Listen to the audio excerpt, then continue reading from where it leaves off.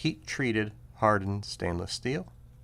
If you look in there, you can see the one set of cylinders and the second one. So there are, in fact, two anti-reverse clutches.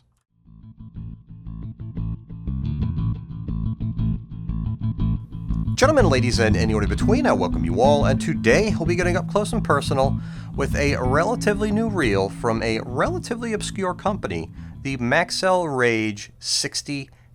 Now, for you guys out there who may not be familiar with who Maxel is, long story short, and it is a story, about a decade ago when tuna jigging in the Northeast caught fire, everybody and their mother was looking for the most compact reel that could put out the most stopping power and still be able to winch big tuna, or 100 to 200 pound class tuna, up from 300, 400, 500, 600 feet or deeper. So they needed high capacity, high drag, and high torque. And what spawned from that was a company from Taiwan named Jigging Master, who put out $600 to $1,000 reels, who were getting the job done. A couple years later, out of the blue, company Maxel started selling reels that were identical. And it turns out Maxel was the company who was manufacturing the reels for Jigging Master. Now fast forward to today, in the United States, Maxel has kind of secured a foothold in terms of machined aluminum round reels, and they've since come out with a complete lineup of ultra-compact star drag reels that looks to be their bread and butter. At least all the inshore guys are loving them, that again can put out a crap ton of drag, and we're talking almost 25 pounds of drag in a reel that weighs under 14 ounces. And they also have their more modestly priced lever drag series as well.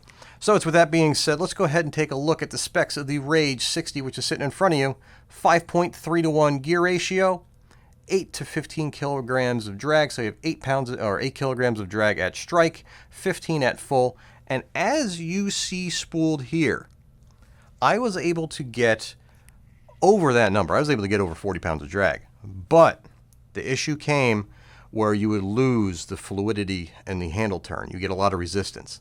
The most comfortable maximum drag setting I was able to get with this much spool fill was exactly what was on the side of the box. And it was pretty cool because at strike it was around 13 pounds, and at full it was around 32, 33, which is pretty close to what's on the side of the box. And again, I was going by what retained the most fluid handle rotation from the strike to full setting. So beyond that, it has 9 plus 2 ball bearings. So you have 9 ball bearings plus 2, which we're assuming are anti-reverse clutch bearings, which we'll find out soon enough. So we'll see if there's 2 clutch bearings and a ratcheting anti-reverse backup.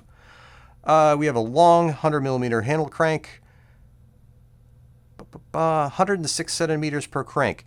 At this level of spool fill, I was able to retrieve 35 inches per crank. So when you're dropping down, there's probably an extra 50 yards of 50-pound braid you can put on here.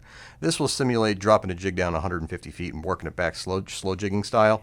So anytime you're around 33 to 38 inches at that depth, that's kind of optimal for slow jigging, at least for me. I'm not the most experienced slow jig guy, but the internet says that's what you want, and that's what's been comfortable for me with my other reels that I've used in the past.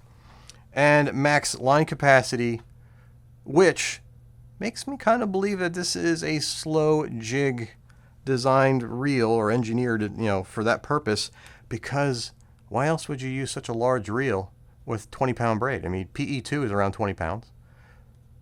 I mean, 1,200 yards of line, I put 50 on.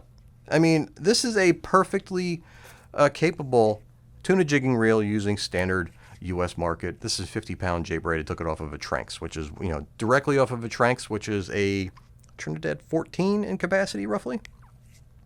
That's what you get. So, it's with all that being said, what they give you in the box is pretty cool. They give you a neoprene reel pouch, and they give you the tools to get in the reel. So it's a Torx 8 and a wrench. There is no reel clamp, but there is no place to put them. You'd have to use, I guess, an aftermarket clamp of sorts to have this clamped to your rod. And again, it kind of makes me think this is for slow pitch jigging, where you're not going to be using 40 pounds of drag or 30 pounds of drag. You're probably going to be using, between 12 to 20 to protect light line, where you don't generally need a reel clamp to make sure the reel's not going to snap out of the reel seat. So that's what I'm going with. I can't confirm or deny that, and your guess is as good as mine. Try to find information on this reel on the internet. So, with all that out of the way, let's go ahead and start cracking this puppy. Torx 8 screws to get the side plate off.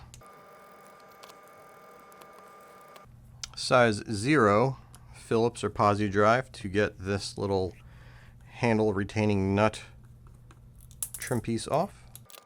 10mm wrench to remove the handle nut. And whenever I'm dealing with trying to remove these coin slots, I never use anything metal. I always use something plastic and pray that it's not Loctited in. This one looks to, or kind of feels like it's using an O-ring seal, so it kind of came out easily. And there you go. There's the O-ring.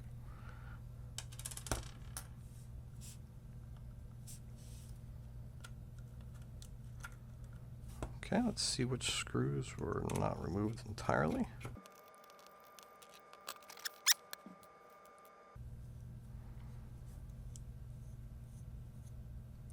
Okay, so give me a moment. We're going to take a bladed screwdriver and see if we can't get that out.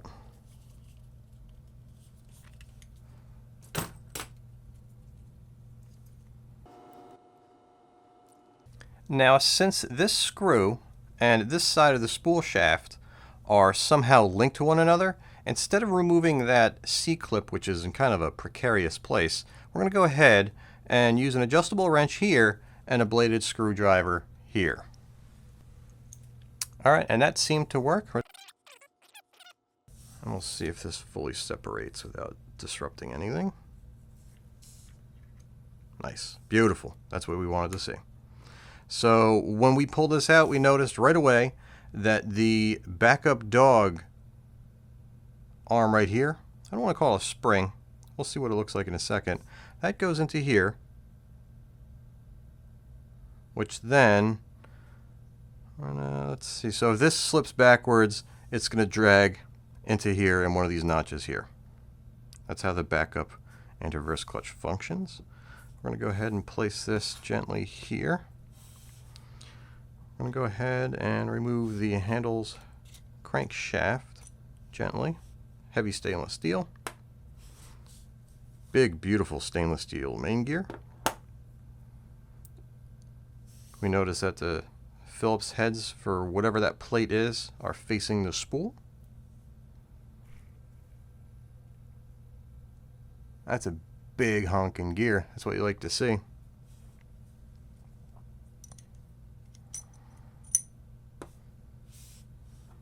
Ooh, what's this?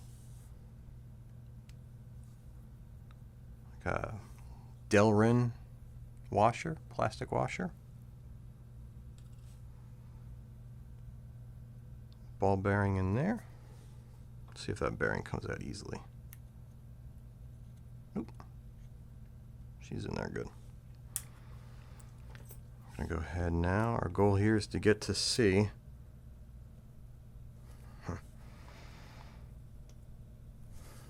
They don't want us in there.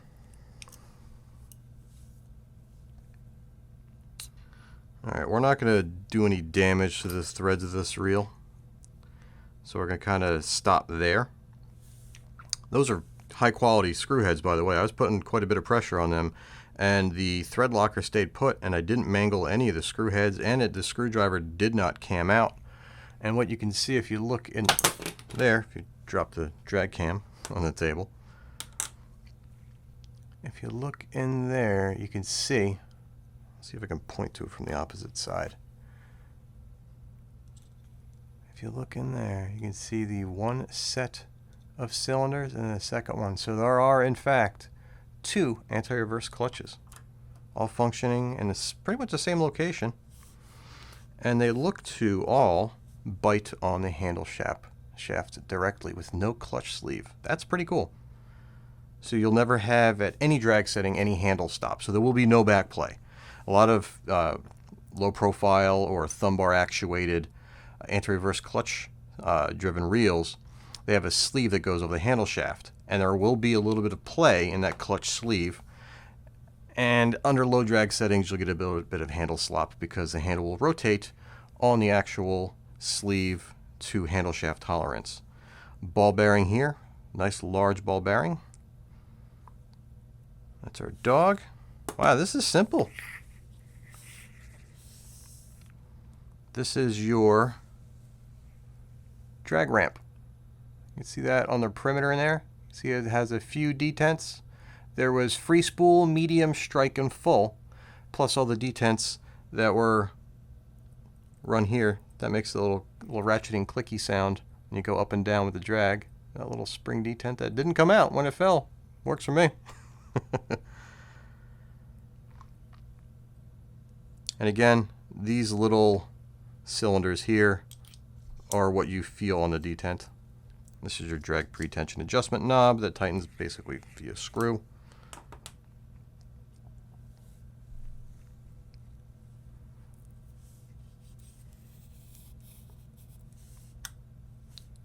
I'm going to go ahead now and slide out the top disc of the drag stack. Heavily greased to feel. Yep, that's heavily greased. That spring allows it to separate when needed and adds a load when you're tightening up the ratcheting lever.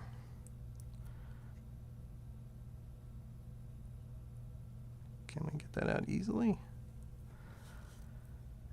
It wants to stay put in there. There might be a retaining clip. Yep, there's a retaining clip there. That's going to keep the pinion from popping out. Again, very big pinion. That's what drives the spool. Both heat-treated, hardened stainless steel. Very fluid mesh. I don't know if I made that clear when I was turning the handle. This is a very smooth reel. I mean, under load when I was spooling it, that's about as far as I got as testing the load. So I apologize, guys. This isn't necessarily a full review. I don't like to call these teardowns reviews until I actually put a lot of time on it. And it doesn't look like to me that I'm going to be getting much time to put on these reels. Now, I'm just putting it out there, guys, for you watching at this point. This is not a Phillips screwdriver. This is a Wera size 0 posi drive. And you guys always ask me what screwdrivers that I use. And I don't know the mechanics behind it. I know posi drive is kind of designed not to cam out of screws, but these aren't posi drive screws. Yet, since I started this channel 2 years ago, this is the only size 0 that I've been using. For the most part, I have another like detail 00.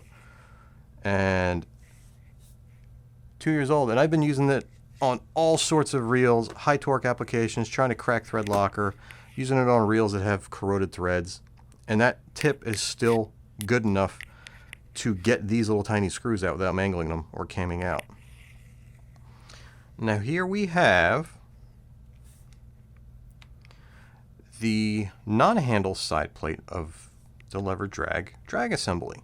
So when you, I knew that was going to happen. When you tighten up the drag lever, when we looked in here, we saw that perimeter, that silver perimeter, which is kind of lower on one side than it is on the other. This lever presses outwards, which then pulls on this side.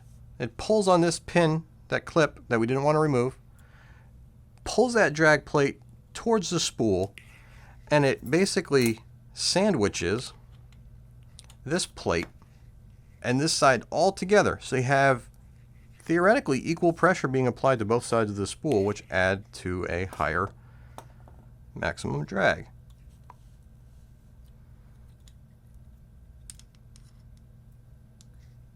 And you have this sleeve that keeps the bearing separated. We don't know whether or not it's perfectly sleeved, like the spacing. We didn't lose free spool. A good way to get more free spool out of your reels is to make sure that this sleeve is perfectly spaced. So that way when you tighten up and it pulls, you never put a side load on the spool bearings. That's one little trick. Cal sheet your reel.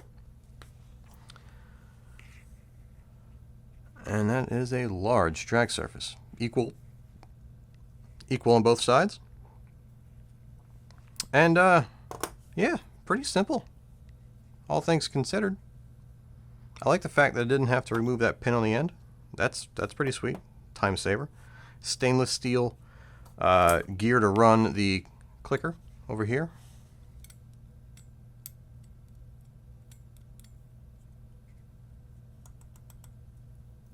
This is a little loose. Maybe we can tighten up those screws.